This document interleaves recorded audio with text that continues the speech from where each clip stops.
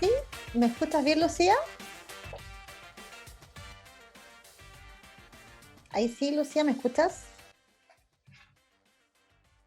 Está silenciada. Ahí sí. Ahí sí, ¡ay, qué rico escucharte! Bueno, ¿Cómo es? bienvenidos a este tercer capítulo de Psicoeduca Contigo. Hoy día, lunes 26 de abril, seguimos en el mes de la concienciación mundial del autismo y vamos a seguir conversando en este capítulo puntual sobre los mitos del autismo. La semana pasada abordamos este espacio de los mitos del autismo y hoy día vamos a continuar en eso. Lucía, ¿cómo estás tú? Muy bien, gracias. ¿Y tú cómo has estado? ¿Cómo va todo? Acá vamos en cuarentena todavía en Viña, cuidándonos mucho porque la situación está muy fea, sigue estando muy compleja, pero ya en Santiago por lo menos sabemos que hay algunas comunas que salieron, que pasaron a fase 2, ¿cierto? Sí, desde el jueves a las 5 de la mañana ya entramos a fase 2 algunas comunas acá. Creo que eran 10 comunas en Santiago. Sí, dentro de eso está ahí Psicoeduca que sigue, pasa a fase 2, así que podemos seguir con las actividades un poquito más normal, no mucho más que digamos, ¿no? O sea, sin salvoconducto nomás. Claro, sí, Creo que es la eso. única diferencia. Claro, sí, salvoconducto, exacto. Bueno, queremos invitar a todas las personas que nos están escuchando, que nos están mirando, a preguntar, a compartir, a estar con nosotros en este espacio que estamos dedicando todas las semanas junto a Lucía, porque queremos hablar sobre el autismo, queremos hablar sobre la infancia, queremos hablar sobre muchos temas importantes. eh, Así que los invitamos a preguntarnos, a hacer sus consultas y vamos a seguir abordando durante todos los lunes a las 5:15 de la tarde este espacio. Lucía, ¿viste las noticias de los niños que se arrancaron del Sename? Sí, la vi hace poco y no, la verdad a mí me cuesta mucho ver esas noticias. Es muy doloroso para mí ver, y sobre todo cuando hay imágenes de por medio, porque vi fotos también, horrible. Lo encontré terrible. No sé, entiendo a la gente que vive cerca que trata de ayudar. Yo haría lo mismo y peor, así estaría dejando las cosas ahí mismo, pero terrible, lo encuentro asqueroso. Es como que uno escucha esas noticias y a veces uno está haciendo cosas en la casa, está trabajando y escucha noticias y las deja pasar, ¿no? Pero cuando escuchas ese tipo de información, como que uno igual se da vuelta y dice, ¡ay, qué doloroso!, ¿no? ¿Qué está pasando acá? Y seguimos finalmente en lo Sí, mismo hace muchos, muchos años. sí, eso es verdad, y a la larga uno nunca sabe bien lo que está pasando ahí, o sea, a mí lo que más me descompone un poco es saber que los niños vuelven a estar en ese centro y uno no sabe lo que les pasa, no sabe cuándo están sufriendo, uno puede estar en su casa tranquilo en familia y ellos están muy mal, entonces a mí me choca mucho saber que hay gente que está sufriendo mientras uno lo está como pasando bien, entre comillas, o por lo menos viviendo más tranquilo. Un poco más Entonces, tranquilo. sí, yo creo que hay cosas urgentes que hacer. O sea, a estos casos ya este es el segundo que se ha visibilizado hace muy poco tiempo y yo creo que espero que la autoridad tome medidas drásticas, Pero de una muy lista de drásticas. hace mucho tiempo, o sea, sabemos que estas historias vienen hace Por mucho rato supuesto, pero apareciendo. sin duda quizás todo el hecho de la pandemia y el encierro ha generado que se generen cosas más fuertes que han podido ver hacia afuera. Y eso es lo que nosotros hemos podido percatarnos y lo que se ha transmitido en medios. Sin Sí, duda, la pandemia es totalmente. la que ha aflorado toda esta ola de violencia que al parecer están sufriendo los niños y que probablemente la tenían desde antes, pero hoy en día se visibiliza mucho más por todo lo que está pasando. Sí. Bueno, hoy día vamos a hablar, no podía hacer caso omiso de esa noticia, ¿no? Que siempre como que No, me queda sí. dando vuelta esa y otras noticias más que tienen que ver con la infancia. Pero te invito a conversar sobre los mitos del TEA, Lucía. La semana pasada hablamos de Perfecto. varios, haciendo un recuento, dijimos que el TEA no necesariamente era hereditario, hablamos también de que Ujú, no siempre se produce el TEA por el uso de las vacunas. claro. Hablamos también de que el TEA no necesariamente se produce porque, o la causa es por una mala relación con la madre, ¿verdad? Y hoy día Ujú, tenemos otros mitos que ir abordando. ¿Tú tienes alguno por ahí? exacto. Sí, bueno, habíamos quedado ayer o sea, la semana pasada en el último que era que el autismo no es hereditario. No sé si Sí, lo ese, mencionaste. ese, ese también lo vimos la semana pasada, que es Claro. multicausal en el fondo, que no Ujú. necesariamente es de una pura causa que sea hereditario, podría ser multicausal, ¿sí? Y Exacto. hay otro mito que me gustaría abordar, que no sé si tú lo has escuchado, Lucía, o los papás que nos están viendo lo han escuchado, es que se habla de que los niños con TEA o Asperger o autismo, como la gente en general, la sociedad les llama, porque les dicen autista, Asperger, y los que estamos un poquito más entendidos decimos niños o jóvenes en condición de TEA. Hablan de Claro. que los niños son superdotados. ¿Has escuchado ese mito? Sí, lo he escuchado y incluso lo he leído porque lo asocian a algo que se llama el síndrome de Savant y como que por ahí va la cosa y la mayoría de la gente calcula que todos los niños con autismo, sobre todo los con niños con Asperger, tienen Savant y al parecer no están así. Sí, a nosotros nos pasa en Psicoeduca, Lucía, que a veces los papás cuando llegan a consultar te dicen, pero podría ser como Messi, porque Messi tiene Asperger, entonces mi hijo podría tener Asperger así como Messi.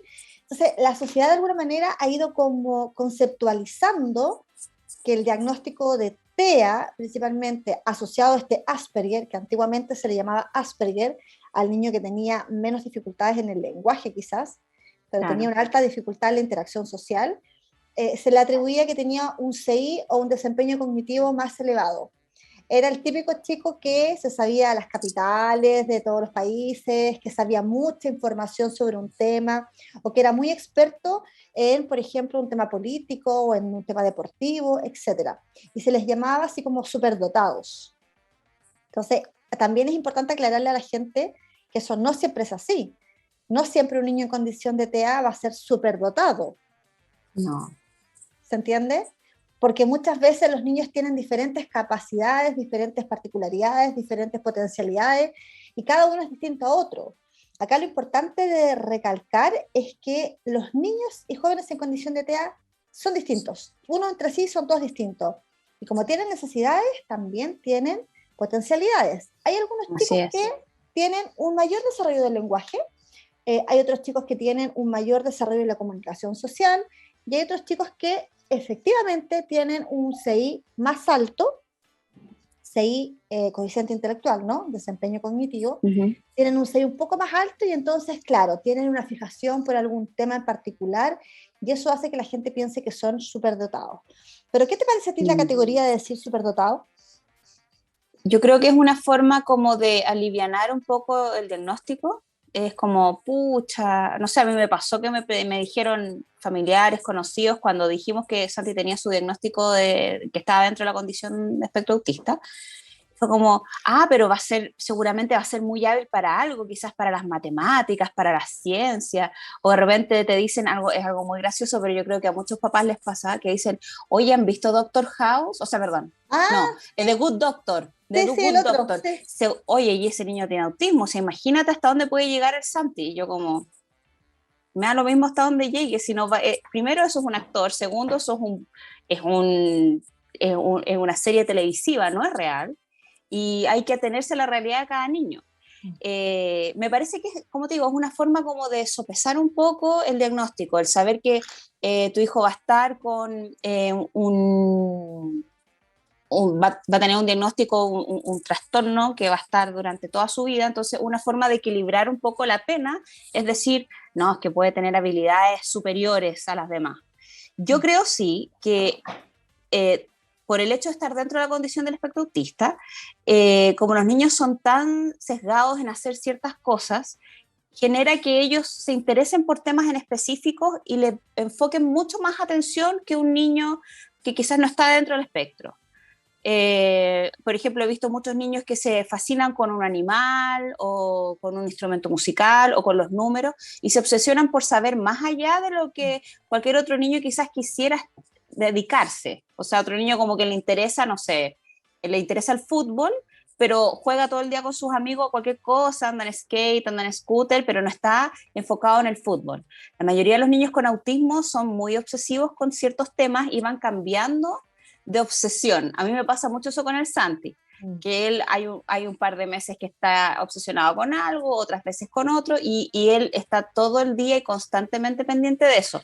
Yo creo que esa actitud como repetitiva genera que ellos tengan más interés en estos temas y los desarrollen mejor y da la impresión de que son superdotados, pero a la larga es simplemente que enfocan su concentración a un punto en específico, y es muy distinto a nosotros que somos más dispersos, en realidad hay gente como más neurotípica que hacemos más otras cosas, que no nos enfocamos, quizás no tenemos esa potencialidad de dar tanta energía a algo. Eso es lo que, por ejemplo, yo admiro mucho de mi hijo, que él quiere hacer algo y lo hace hasta que lo consigue.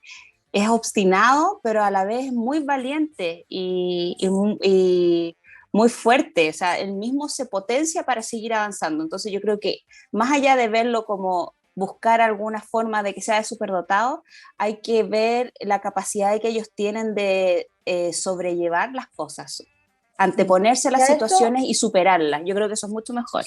Sí, si a eso le ponemos un nombre técnico de lo que tú estás diciendo, Uh-huh. se le llama intereses circunscritos. Es decir, que saben mucho sobre un tema en particular y uno se pregunta, ¿pero por qué solamente ese tema y no otro? Y bueno, tiene que ver con la condición, tiene que ver con que les interesa solamente una temática en particular porque tienen un pensamiento un poco más rígido, un pensamiento más o menos flexible, ¿no es cierto? Claro. Entonces, se fijan en algunos temas que son de mucho interés, por ejemplo, los dinosaurios, el universo, los países, incluso hemos tenido casos que saben mucho sobre, por ejemplo, los jugadores de fútbol, pero yo no estoy hablando así como de Messi o de, no sé, saben todo, yo no sé de fecha de fútbol, nacimiento, apellido, todo. claro, pero así de data, de una larga historia, así como personajes que son muy antiguos y saben todo, el recorrido que hicieron, el año que nacieron, por qué equipo estuvieron.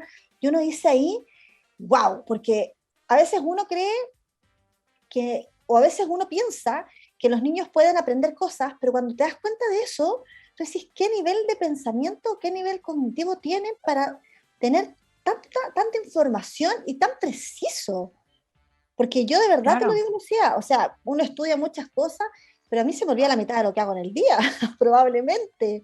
Y ellos a veces están súper concentrados en un tema, y a eso se le llama intereses circunscritos, que saben mucho, mucho sobre un tema en particular, y obviamente que se van obsesionando. Acá el punto importante que hay que mencionar es que cuando esta obsesión empieza a interferir la vida cotidiana, ahí es donde nosotros los especialistas, los padres, deberíamos poner ojo. Exacto. ¿Sí? Porque no pasa nada que un niño en condición de TEA u otro niño le interese mucho, por ejemplo, el universo. Está bien, es su tema, ¿vale? Pero el problema está cuando ese interés comienza a interferir en tu vida cotidiana. Y ahí es donde tenemos que poner las alertas y generar algún cambio para que ese interés no sea tan repetitivo, y no te permita de alguna manera hacer otras cosas también. Exactamente, sí, efectivamente pasa que, por ejemplo, hay niños que hablan todo el día del tema que les interesa y no hablan de otra cosa, entonces están en familia conversando y los niños vuelven a hablarnos que los dinosaurios, que el dinosaurio, papá, tú sabías que el dinosaurio tanto, y insisten, y cuando tú no retroalimentas, ellos se enojan y empiezan a tener crisis, por ejemplo, si es que no.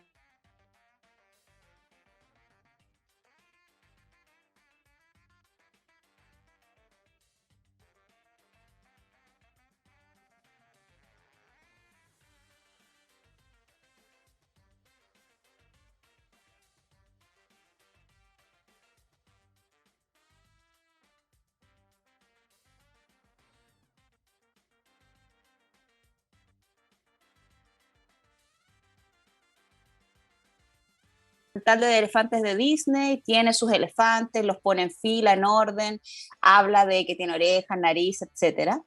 Y siempre quiere hablar de eso, pero yo siempre trato de decir, por ejemplo, me dice mamá, o sea, me dice, quiero ver elefantes y quiere verlos en la tele. Entonces yo le digo, no, Santi, yo estoy viendo tele, espera tu turno, para que él vaya entendiendo que estos intereses tienen que ir de la mano con un equilibrio social, o sea, ellos no pueden esperar que todo el mundo esté obsesionado con lo mismo, en definitiva. Claro, porque ahí aparece la dificultad en los niños que son un poquito más grandes, cuando tienen una obsesión particular por un tema puntual. Exacto. Lo que pasa es que comienza a haber una limitación en intereses, y esos intereses que al otro amiguito, por ejemplo, le gustan los autos, le gustan las pelotas, le gusta, qué sé yo, el columpio, si a mí no me interesa eso y solamente me interesan los elefantes, no tengo punto de encuentro.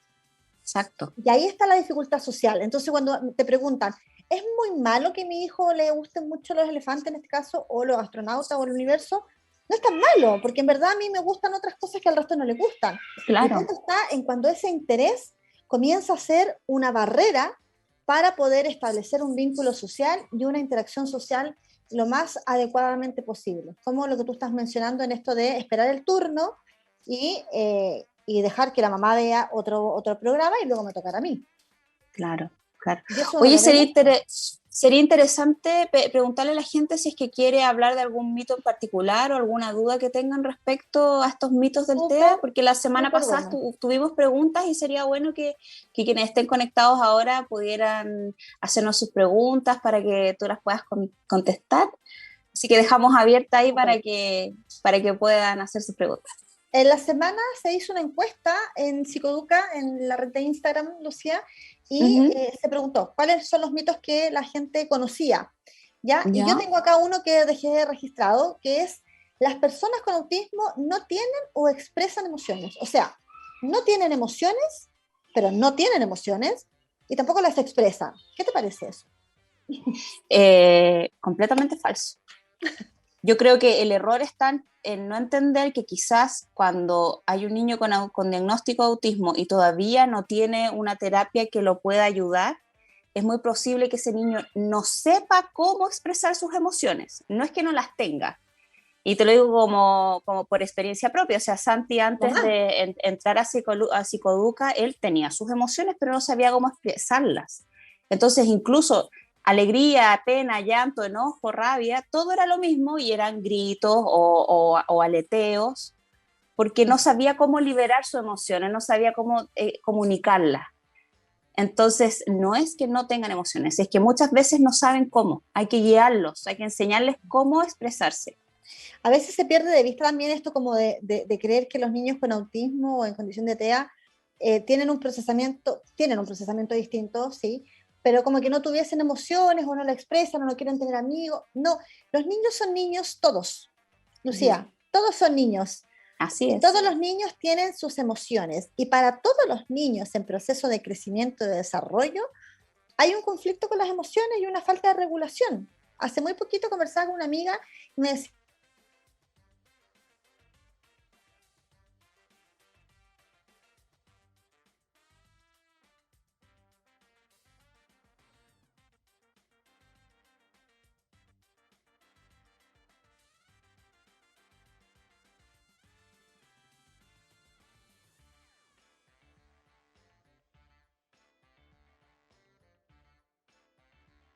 Así es eso.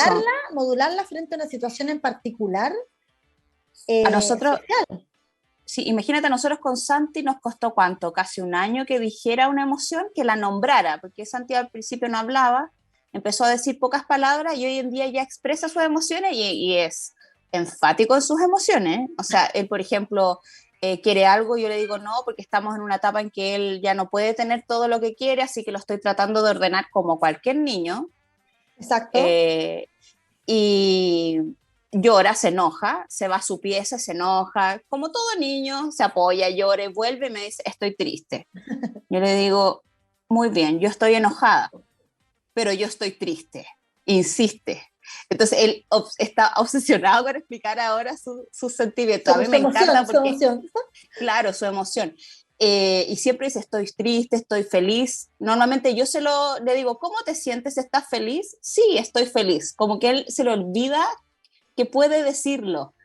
Entonces, yo por lo Claro. menos trato de recalcarle con palabras para que él pueda verbalizar su emoción y así se sienta tranquilo, porque normalmente los niños con autismo necesitan, por lo menos mi hijo, y he visto que otros igual, necesitan de cierta manera físicamente expresar lo que están sintiendo. Entonces, cuando están muy ansiosos, por ejemplo, pueden estar felices por algo, a veces gritan, hacen como, ¡ah!, de felicidad. O Claro. gritan también porque están muy enojados o porque no saben, quieren algo y no saben cómo, no entienden por qué la otra persona no los entiende cuando piden cosas, sobre Porque todo hay los una niños dificultad no como en verbal.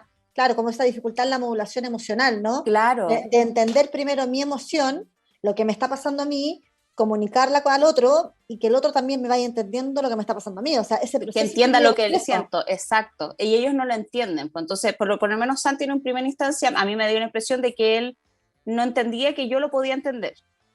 No sabía cómo comunicarse y tampoco sabía que él, al transmitir algo, iba a ser capaz de que yo le diera una respuesta positiva y era solucionar lo que le estaba pasando.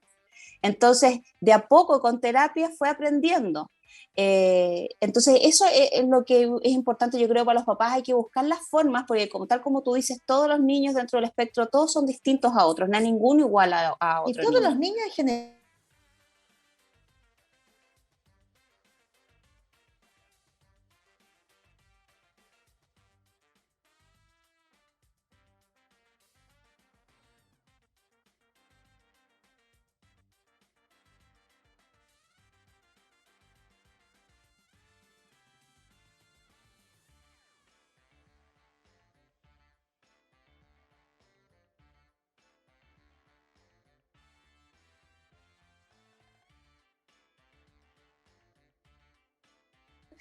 Necesaria para poder regular esa emoción y también Claro. compartirla con el otro. Y yo creo que, claro, sin duda, tomando en cuenta eso, no solo un niño dentro del espectro, sino cualquier niño, es bueno que un papá le diga, a ver, ¿qué te pasa? ¿Qué sientes? No, cuando dicen, no, es que no encuentro mi mono, ya, pero ¿qué sientes? No, es que estoy enojado. Y tratar de ahondar un poco ahí. Yo con Santi, a pesar de que él todavía no tiene una cantidad de lenguaje suficiente como para que se pueda expresar más profundamente respecto a lo que siente, yo siempre lo voy presionando un poco para que me vaya diciendo más cosas. Entonces, estoy triste. ¿Por qué estás triste? No sabe decirme, se cayó algo, se cayó, no sé, un vaso. Y ahí de a poco voy enseñándole que él puede explicar. Entonces, más que nada, lo que yo quiero transmitirle a los papás es que nunca dejen de intentarlo, de hablarles, háblenles igual, porque uno cree que como supuestamente no tienen sentimientos, no hablan, no pueden comunicarse, ¿qué saco yo con hablarles si no me va a entender? Hay que hablarle igual, porque él entiende, ellos todos entienden, todos los niños, incluso un niño neurotípico en realidad, que está enojado contigo como papá porque él quiere ir al parque, no lo puedes llevar porque no hay permiso para salir, hay que explicarle, aunque no te escuche, hay que hablarle y decirle, porque va a entender, entienden, al final de cuentas todos los niños entienden y son capaces de procesar, si uno les explica con cariño. Ahora que tú dices eso, me acordé, te estaba escuchando atentamente y me estaba acordando que el año pasado hablamos mucho de esto en pandemia, ¿no? Esto de la regulación emocional, de los niños en general, no me refiero a los niños en condición de TEA, me refiero a todos los niños que estaban muy desregulados emocionalmente, que tenían muchas conductas agresivas, que estaban presentando dificultades en la conducta, básicamente. Y esto es como, vuelvo a decirlo, ¿no? Es como la punta del iceberg. Cuando tú ves a un niño con una conducta no adecuada, no deseada, eh, que no sé, que contesta mal, que grita, que empieza a golpear, los papás a veces tienden, lo digo en general, ¿no? Tienden a hacer o a tener medidas bastante coercitivas, ¿no? A castigar Sí. y a no preguntar. Siento que ahí hay un tema, no preguntar lo que te está pasando o no tratar de indagar, en los casos de nuestros niños que no tienen mucho lenguaje, a no tratar de indagar la emoción que está debajo de esa conducta. Y eso es súper importante, Lucía. Es clave en Sí. la regulación de un niño. Yo no puedo regular la conducta de un pequeño si no logro mirar qué emoción hay debajo de esa conducta. ¿Me explico? Uh-huh. O sea, el Yo no niño entiendo está perfecto. golpeando, está pegando y está llorando. Y uno dice, ¿qué pasó? ¿Qué le pasa? ¿Tiene rabia? ¿Tiene pena? ¿Está enojado? ¿Pero por qué? Primero identificar la causa, la emoción, y luego la causa del por qué esa emoción. Cuando nosotros los adultos logramos visualizar eso, logramos tener mayor éxito en la intervención posterior en esa conducta. Porque si no, es como atender a la conducta sin entender la emoción. Y uno tiene que Exactamente. saber y aprender que los seres humanos somos mitad emoción, mitad razón. Tenemos un sistema límbico en nuestro cerebrito que regula las emociones, entonces no podemos pensar que la conducta de un niño va a estar aislada de la emoción. Y ahí hay un factor importantísimo, creo yo, en la intervención conductual con nuestros niños y en general con Exacto. todos los niños. No, y al descubrir que sí tienen emociones y ya sacar el mito, en realidad uno se da cuenta que los niños, los niños con autismo, tú les enseñas, empiezas a enseñar a expresar sus emociones, ellos son mucho más perceptivos que muchos de nosotros. A mí me pasa mucho con Santi, que el Santi ve personas en la calle y me dice, está triste. Yo ni miré a la persona y lo miro y Él se da efectivamente la persona, cuenta, él imagínate. se da cuenta, incluso cuando las personas están de espalda, él es muy observador. Y cuando hay una persona triste intenta abrazarla, de hecho ahora en pandemia me complica porque de repente lo voy Bueno, llevando al jardín y quiere abrazar a alguien y yo como, Santi, no se no se puede puede. abrazar. Entonces es súper difícil desde partir de la base de que exprésate, comunícate, si quieres abrazar, abraza, ahora retroceder en pandemia, que Ay, no es toques a que, nadie, no, oh, es que, horrible. claro, Pasa eso con todos viene a los ser, niños. no, y viene a ser dicotómico, porque por un lado le estábamos enseñando a no ocupar teléfono y después pandemia, todos con teléfono, ¿sí o no? Claro, En educación infantil pasó, no ocupen los teléfonos porque los estudios dicen que la Sociedad Americana de Pediatría dice que XX. Y hablábamos de esto, yo di entrevistas de esto, y después llegó la pandemia y fue como, perdón, sí, ocupe el teléfono o ocupe la pantalla, porque en verdad, ¿de qué otra forma nos podemos comunicar? O de que, sea, exacto. y en los niños nuestros también les anticipamos tanto la rutina y de repente se la cambiamos de un momento a otro que cambia la conducta también. Entonces, tratar de ser también solidario con ellos y entender que esa pataleta o ese llanto o esa conducta o ese comportamiento desregulado no es tampoco porque sí, es porque algo está pasando, es porque me están Sin cambiando un poco duda. la estructura y tenemos que ser más empáticos con ellos y tratar de buscar soluciones entendiendo la emoción de base, ¿no? Claro, y con todos Es los lo más. niños, sin duda, porque ya llevamos más de un año en esto, los niños están con colegio, un formato de colegio que es muy difícil. Yo, en lo personal, no hubiese podido dar con eso, no me hubiese concentrado lo suficiente como para poder tener clases online. Y no sé cómo lo hacen los niños, entonces para ellos también es cansador. Uno como papá igual tiene que entender que no porque esté sentado todo el día frente a un computador, el niño está relajado, tranquilo, está mejor que en el colegio. O sea, igual se agota, igual está cansado, igual mientras está en clases tiene preocupaciones, echa de menos a sus amigos, echa de menos su rutina, sus actividades extraescolares, no sé, por fútbol, algún deporte, música, qué sé yo.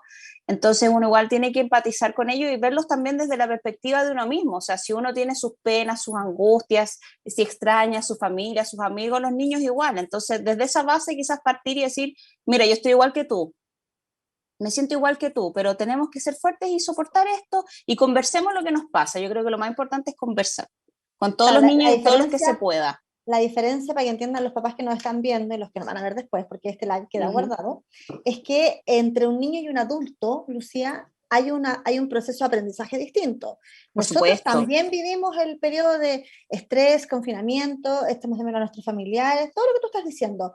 Pero claro, el adulto tiene un sistema de regulación emocional distinto, que es lo que uno espera, ¿no? Evidentemente hay casos que parece que no hay regulación, pero lo que uno mm, espera es que el adulto se regule de otra forma y logre tener una conducta más adecuada, manejando este sinfín de emociones que me van pasando con este contexto. Pero en el niño claro, el panorama es distinto, es exacto. absolutamente distinto. Y claro, porque hay niños que pueden explotar y sacar a la luz todas sus emociones de una forma agresiva o dramática o con mucho llanto, pero también hay niños que se guardan todo. Y eso a mí por lo menos sería lo que más me preocupa y es lo que yo creo que es importante transmitir también. O sea, un niño que está como muy tranquilo con toda esta situación, que como que soporta las clases, que soporta el encierro, que todo y está todo bien, no Raro, sé, es raro. Y eso va raro, en ¿no? todo orden de cosas, o sea, claro, incluso niños en la condición TEA también. Mm. A veces si el Santi está muy silencioso un día, a mí igual me llama la atención porque no es común, ¿no? O sea, él, independiente de su condición, él puede...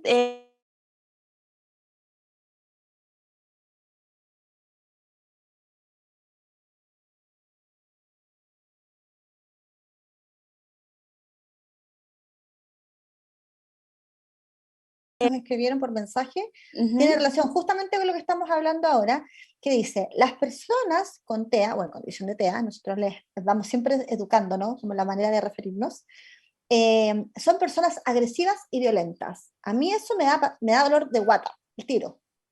Porque es como decir, es como catalogar, ¿no? Como decir, ah, TEA, este niño tiene TEA, entonces es agresivo, agresivo no. y violento. Me da así como dolor de guata, de verdad. Es que la verdad es que, mira, yo lo veo desde afuera Y si tú ves un niño con una crisis que le está pegando a su papá, tú dices, ese niño es violento. La Tienes que conducta. la conducta, claro, pero a la larga, ¿qué le estamos pidiendo a la gente? Que desde afuera diferencie la conducta de la condición, que no entiende, y es por algo que estamos haciendo este programa también. O Exacto, por sea, eso que se le llama mito, porque es es, falso, por supuesto, o sea, no y es viene de la mano real. de lo, claro, y viene de la mano con lo que hablábamos antes. Para mí, por lo menos mi hijo, que está dentro de la condición espectro autista, cuando es violento es porque no sabe cómo expresar alguna emoción y la lleva hace rato ahí y de repente explota y es un sinfín de emociones y su conducta es golpear. No solo a personas, porque gracias a Dios no golpea a personas. Santi normalmente tira cosas más que golpear gente. Tira cosas y una que otra vez puede pegarle a alguien. Pero es porque está realmente desregulado. Hay emociones, hay situaciones que vivió en el día o en el momento que lo colapsaron y él no sabía cómo explicar, como ayúdenme, esto no lo entiendo, o ayúdenme, esto no sé cómo procesarlo, como no lo sabe decir y no sabe, no entiende que uno puede ayudarlo todavía, explota y hace las crisis. Entonces, a la larga, uno tiene que ser familiar de alguien en condiciones preautistas para ver un niño afuera en la calle, golpeando a su papá o en el suelo, pateando todo, para decir, ya, este niño está con una crisis, está en este momento con una crisis emocional y hay que ayudarlo. Exacto, y Entonces, ahí es importante, disculpa, porque todo lo que tú mencionas, uno dice ya, pero ¿dónde lo situamos esto, esta crisis? Esto pasa porque, y aquí es donde vamos al mito, ¿no? Pasa porque el niño en condición de TEA le da este arrebato y entonces, bueno, golpea, grita, patea. No, tiene que ver con un contexto, de que es súper importante entender y que la gente que nos está mirando entienda que el contexto se refiere, Lucía, al entorno social. Puede haber un entorno social favorecedor o desfavorecedor. Cuando uno habla de los niños del Sename, uno está hablando de un contexto, que los niños viven en un contexto absolutamente, y creo que no cabe discusión, desfavorecedor, ¿vale? Pero ese niño que se cría en el entorno familiar, con todos los cuidados, con el amor, con el cariño, tiene un entorno favorecedor. Entonces, acá el contexto puede ayudar a un pequeño o puede literalmente destruirlo.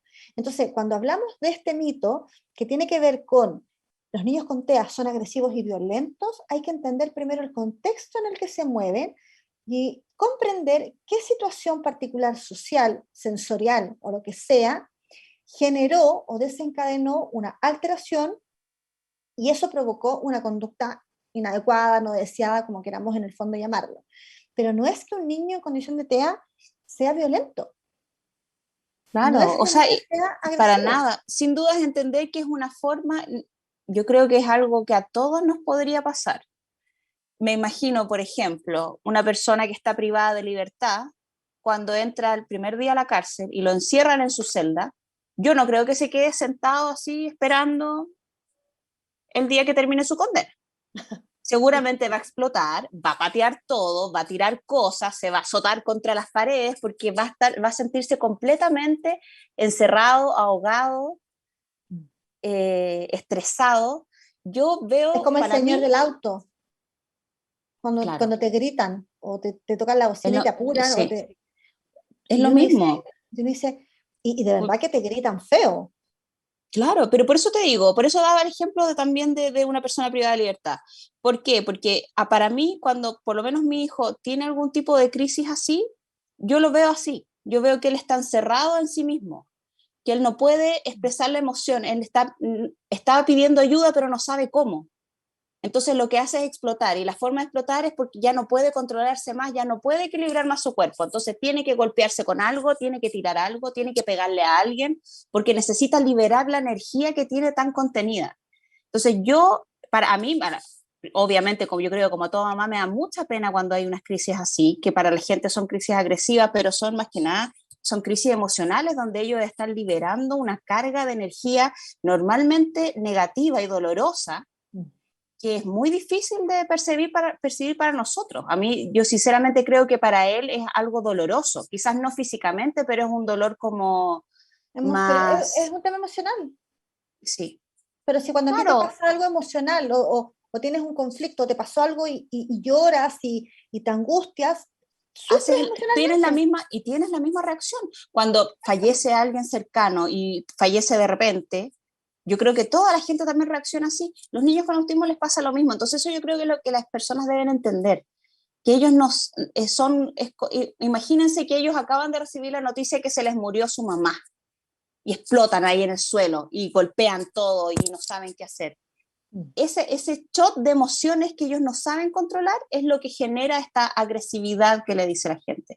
Entonces, en vez de tomarlo como, oh, este niño agresivo, alejémonos, hay que entenderlo, hay que decir, este niño está sufriendo emocionalmente algo que no puede explicar. Esperemos, veamos la forma de calmarlo, tranquilizarlo. Yo creo que es por ahí donde tiene que haber el cambio. Uno tiene que empatizar también con los niños con TEA, a pesar de que uno no lo tenga. A pesar de que uno no esté en el espectro, uno tiene que tratar de imaginarse, claro, imaginarse cómo sería estar encerrado. Entonces yo sí le explico, imagínate que te meten en la cárcel ahora, ¿qué harías tú? Han pasado 2 horas, ¿estarías sentada esperando? Claro. Exploto, ¿Qué pasa si te llaman por teléfono y te dicen que murió tu mamá ahora en un accidente? ¿Qué harías? Lo mismo, nada, lloro, me vuelvo loca. Exacto, eso mismo le pasa a los niños. Así yo los trato de explicar a mis cercanos y me ha servido mucho. Porque lo entienden. Y de ahí sale otro mito, que lo menciono al tiro, aprovechando que estamos en esto, que dicen, presentan berrinches y agresiones producto de la mala crianza.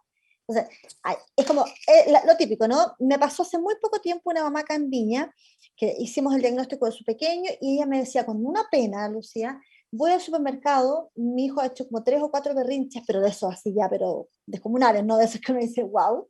Y la gente, las personas la miraban, ella se sintió pésimo porque la miraban con una sensación como de culpa, como de juicio, de que estaba malcriado ese niño, etcétera, etcétera, etcétera. Ahí hay otro mito que tiene que ver con que no generalmente los niños con diagnóstico de TEA son malcriados. No, para nada. Tiene que ver también con, quizás, no sé qué edad tiene ese niño y todo, pero también tiene que ver con una cuestión de maduración. O sea, por ejemplo, el Santi, cuando tenía, no sé, 3 años y quería un juguete y yo no se lo podía comprar, no te lo voy a comprar, drama en el mundo. Es una forma de expresión, horrible. Es una forma de comunicarse, es una forma de claro. decir que esto me molesta. A veces claro. el grito, incluso tenemos casos de niños que gritan con ese grito muy agudo, ¿no? Que el Santi también ha pasado por ese periodo. Santi a ver lo hace, todavía le estamos bajando, pero está. Hay otros casos también, cositas muy ricas, chicas, que también pegan esos gritos así como es estridente, y uno dice, ¿por qué grita? ¿Por qué está gritando? Bueno, pues se está comunicando de alguna forma. No, y está liberando emoción. Y libera emoción, Santi todavía lo hace. O te dice que no, tú le dices, vamos a hacer tal cosa, y grita. Y uno lo mira y dice, no, vamos a hacer igual esto, y vuelve a gritar. Te está diciendo, no, no quiero. Claro. Yo por eso yo trato ese grito trato de cambiarlo. O sea, cuando le digo, hagamos esto, y me grita, di no, mamá. Y no, mírame, di no, mamá, no, mamá. Entonces estoy tratando de cambiar el grito por palabras. Todo lo trato de cambiar por palabras para que él se dé cuenta que esa es la forma para poder comunicarse. Pero de también, respecto... perdón. No, dale. No, dime. Hay un proceso madurativo. Pues a eso me refería yo. Que quizás a veces los papás quieren, o la gente quiere que esto sea súper rápido, y hay que entender también que hay un proceso madurativo del sistema nervioso central que no depende mucho de nosotros, sino que depende de la estimulación, sin duda. Pero también hay que darle un tiempo, ¿no es cierto?, de aprendizaje como cualquier otro niño. Exactamente. Y quizás más, hay que asumir de repente que quizás necesiten más que otro niño. Así de simple. Exacto. No puedes esperar que sea que si el hermanito aprendió de un día para otro, el otro chico va a aprender al tiro. No. Hay que darle su tiempo y hay que valorar y respetar su tiempo. Eso es importante, no frustrarse, porque cuando uno se frustra, los niños también lo perciben. Y esa frustración también genera crisis en ellos. Cuando ellos ven que los papás ya están medio colapsados, que ya no saben qué hacer, ya tienen cara de angustia, empiezan las crisis también. A mí me pasaba al principio con Santi, cuando todavía no teníamos diagnóstico, yo a veces lloraba de la nada porque decía que soy pésima mamá, no sé cómo hacer esto, mira, llora por todo, ¿qué hago? Que no entiendo. Por ejemplo, Santi tiene crisis por cuando tiene mucho calor, colapsa y grita, llora y no explica nada. Incluso ahora que tiene un poco más de lenguaje no es capaz de decir nada porque es tanto el shock emocional que le llega por el calor que siente, el bloqueo que tiene, que no alcanza a decirlo. Entonces llora y no hay cómo pararlo. Entonces antes, cuando yo no tenía idea que él estaba dentro del espectro, yo lloraba porque decía, soy pésima madre, no sé criar a mi hijo, no sé cuidarlo, me angustiaba muchísimo. ¿Y cuántas mamás Lucías han pasado por eso y piensan lo mismo que Exacto, tú en ese minuto, ¿no?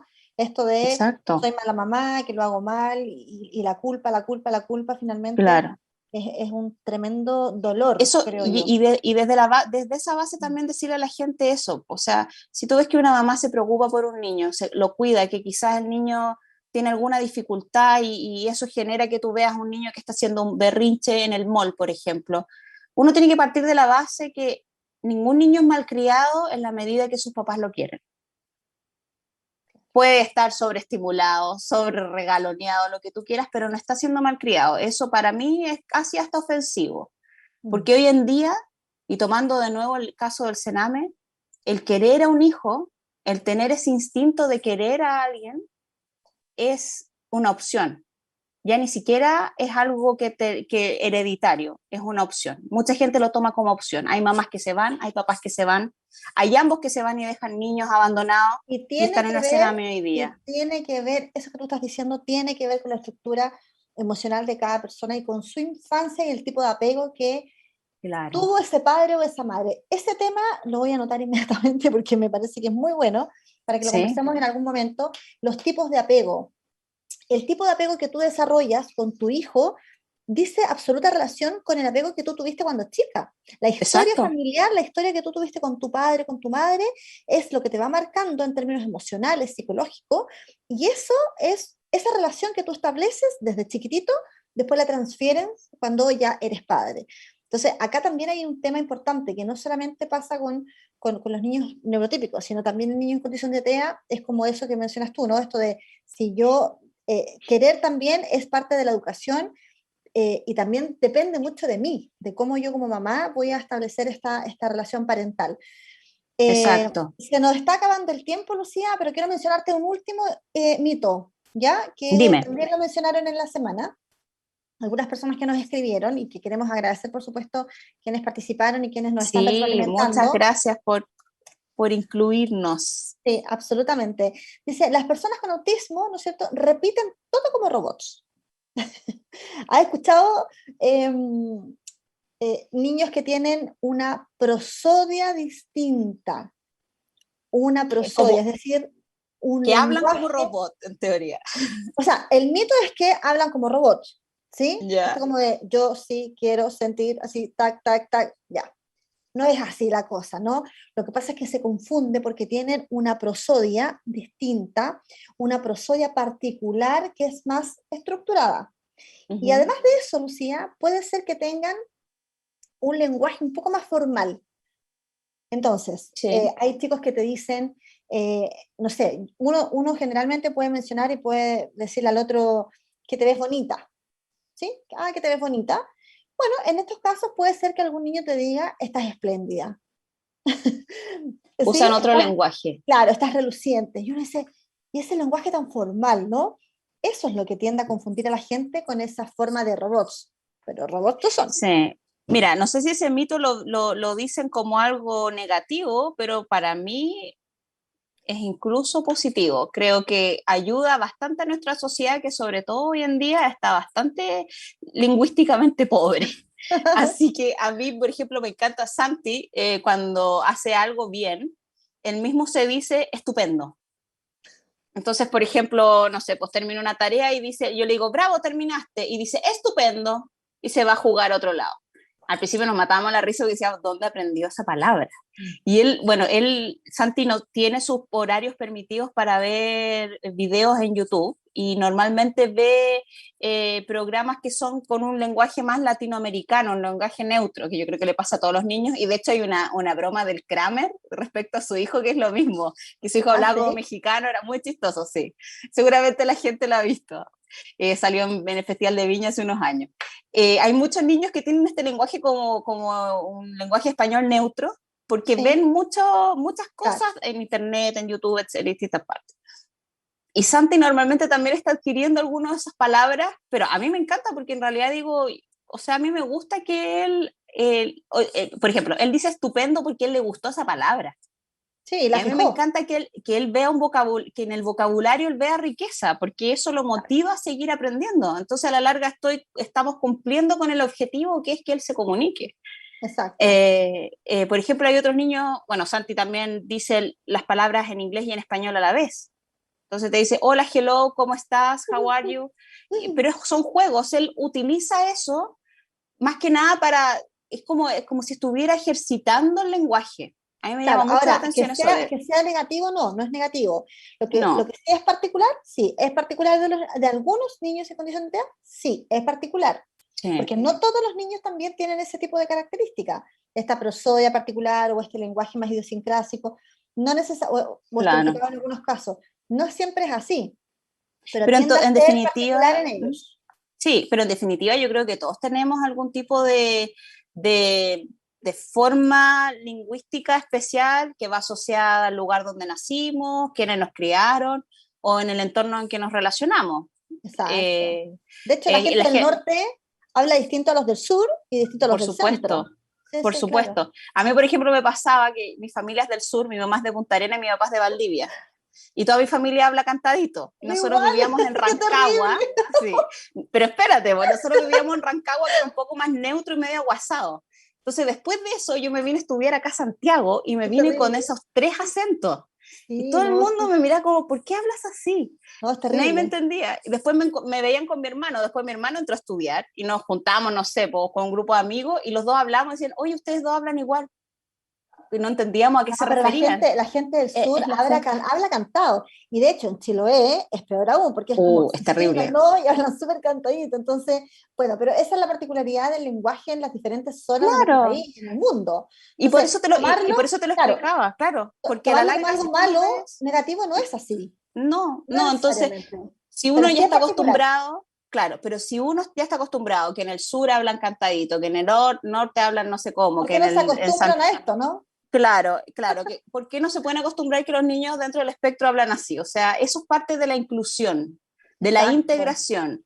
Y exacto. no verlo como una enfermedad ni como un trastorno, es una condición. Y parte de la condición es que ellos tienen algunas cosas fonéticas distintas que a mí en lo particular me parecen enriquecedoras. De verdad Hay, yo sí, creo hay que es súper y bueno. como en todas las cosas, o sea, toda la gente tiene formas de vida distintas, crianzas distintas, estilos de formas Por supuesto, internas, familiares diferentes, y eso no te hace mejor ni peor, sino que te hace distinto además. Y yo creo que el mensaje es exacto, este, ¿no? Es como, vamos por la diferencia y entendamos y aceptamos la diferencia como claro. tal, ¿no? Y Así explicarle a los que, papás en realidad yo por lo menos como mamá de un niño dentro del espectro, no, a mí no me asusta que él hable distinto. Todo lo contrario, me gusta que tenga algunas cosas únicas.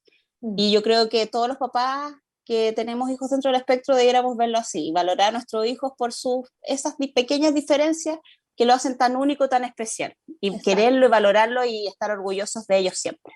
Mm. Oye, yo con esto del programa me gusta mucho porque aprendo más el escuchar la visión de tu lado como mamá y el también poder compartir con la gente este tipo de información, uno va aprendiendo mucho. Así que estoy muy contenta y muy agradecida también de este espacio, de que se dé.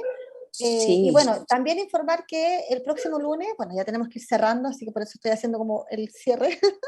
Eh, la próxima semana nos vamos a ver igual, a las 5, 5 y cuarto de la tarde. Y hay literatura que yo tengo guardadita acá por si a alguien le interesa, algún papá que nos esté viendo, que nos vaya a ver durante la semana, quisiera tener esta información, quisiera tener información sobre los mitos en forma resumida con respaldo bibliográfico, que nos escriban a contacto@psicuca.cl o simplemente nos escriban por Instagram o nos llamen como quieran y nosotros podemos compartir este material que es para la comunidad.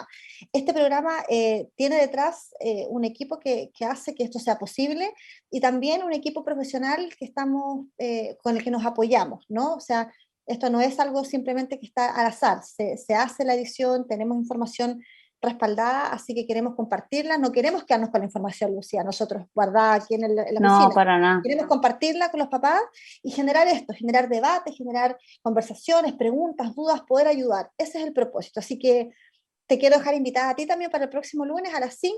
Vamos a Por abordar otra supuesto. temática y dejar invitado a todos los papás que nos están mirando, que nos van a ver, que nos escucharon, agradecer y esperarlos la próxima semana a las 5 de la tarde en el Psicoeduca contigo. Lucía. Sí, perfecto. Agradecer a todas las personas que nos vieron hoy y que seguramente van a estar viendo la transmisión que va a estar grabada. Y más o menos cerrando el tema de los mitos del autismo, más que nada yo quiero referirme a los papás que, como yo, que tenemos hijos dentro del espectro. Mitos o no mitos, no importa. Tienen que estar orgullosos de sus hijos, orgullosos del trabajo que ustedes hacen como papás y seguir adelante, seguir luchando. Quizás de repente se sienten que están luchando contra la sociedad, contra la familia, contra uno mismo, contra los miedos de uno, contra los miedos del niño. No importa, van a salir adelante, tengan fe, va a salir todo bien y sigan con las terapias, no decaigan y sigan investigando, conociendo, participando en programas como este para que puedan también tener un espacio para hablar. Así que eso, gracias. Nos vemos la próxima semana entonces. Nos vemos la otra semana. Y un beso. Que estén bien. Muchas gracias. Chao, Lucía, nos vemos. Chao, besos, Santi. Chao.